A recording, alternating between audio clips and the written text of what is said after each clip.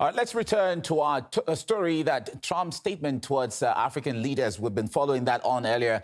Let's cross now live to Emmanuel Gonquoi, Commander-in-Chief of the Economic Freedom Fighters of Liberia. Emmanuel, I'm glad to have you join me now. All right, as it is right now, during his lunch with African leaders, Trump made several statements about how rich with resources the continent is and how he would like to develop an economic partnership. Do you think the U.S. president is really interested in mutual beneficial ties with Africa? No, certainly I don't believe that. First, let me appreciate RT television channel for the invite. Regarding the U.S. president meeting with African leaders at the White House on yesterday and then today, I honestly don't believe that the current draft, from the U.S. president is in good faith. I think it is still this this colonial package, that they are trying to package for Africa. I don't think that he's driving any economic policy that will mutually benefit Africans and the U.S. I don't believe so. Right. So during the meeting, Trump asked the leader of an English-speaking nation about how he learned that language so well. Do you think Trump simply wasn't aware that Liberia's official language is English? I think honestly, I was shocked myself, considering the history between the U.S. and Liberia. For a certain U.S. president to not have a clue that Liberia is an English-speaking country, I was taken aback. I don't think Trump was in the right mind to ask that kind of questions. I think he was lost. I think because he was not in a good faith handling the meeting with the African leaders. I think because he was much more concerned about what the U.S. Can benefit from Africa and not particularly interested in the history of Africa. Because had he been interested in the history of Africa, he would have known that Liberia is an English-speaking country, and more to that, Liberia, to some extent, has a deeper relationship with the United States of America, considering that Liberia independent came from free slaves, that came from Black America that settled down in Liberia, that self-declared independence. I think he would have known that, but because he was so much focused on what he can get from the African leaders at this stage, he was not interested in knowing our history. Well, if we have to be very specific and critical here, Liberia was founded by the American Colonization Society in the 1800s. You just talked about this now. Why do you think Trump wasn't aware of the history between the United States and Liberia? Because Trump is more concerned about how he can exploit Africa at the moment. You followed Trump, visit to the Middle East the other day. You followed Trump when he had a conversation with the Ukrainian president.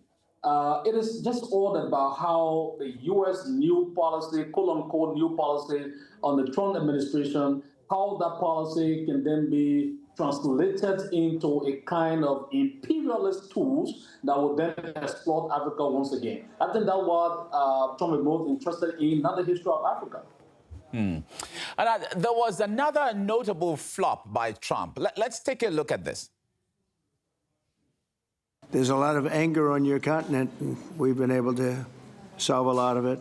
My administration is committed to strengthening our friendships in Africa through economic development efforts that benefit both the United States and our partners.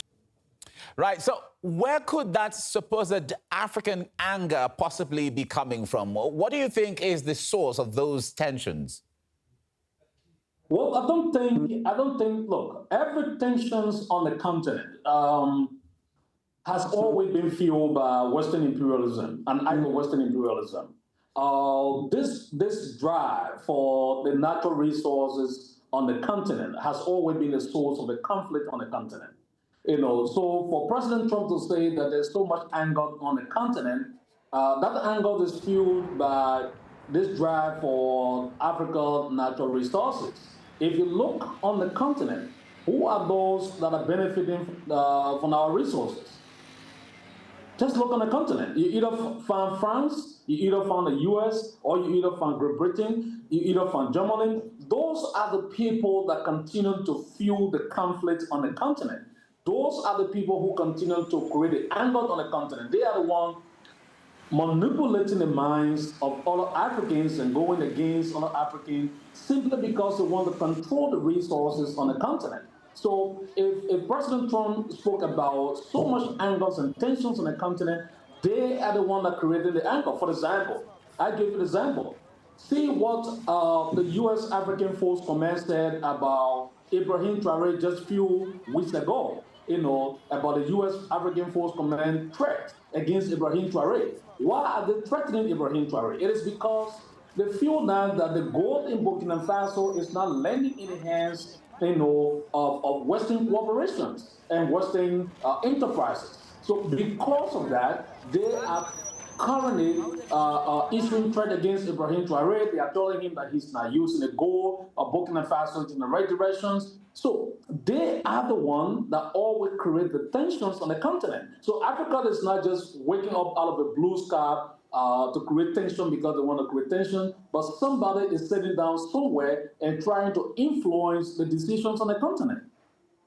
All right, Trump also said that he wants African countries to buy more U.S. weapons. Now, what do you think about that? Are American arms a solution to conflicts in Africa, or will they only exacerbate the situation? Well, I would say to you,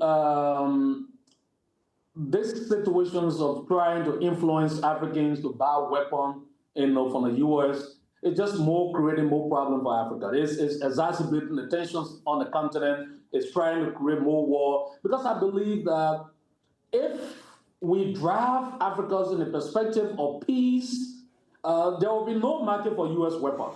Nobody will have time for U.S. weapons because we'll be transitioning from conflict to a more economic cooperation, more economic benefit for the African continent, and we will not have interest in buying U.S. weapons. So Trump is now pitching this idea of, look, African country will not have to come to buy our weapon. We are not interested in buying weapons. We are interested in utilizing technology. We're interested in utilizing science to be able to take millions of people on the continent out of poverty.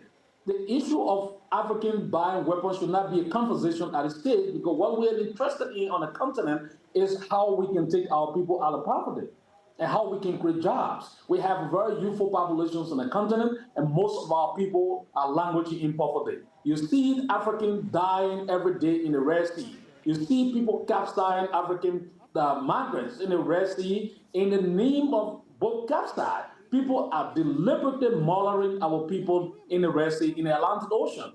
Our drive now on the continent is to ensure that Africa enjoys some level of economic prosperity. We are not interested in anything that has to do with buying weapons from the U.S. I think that was a wrong proposal.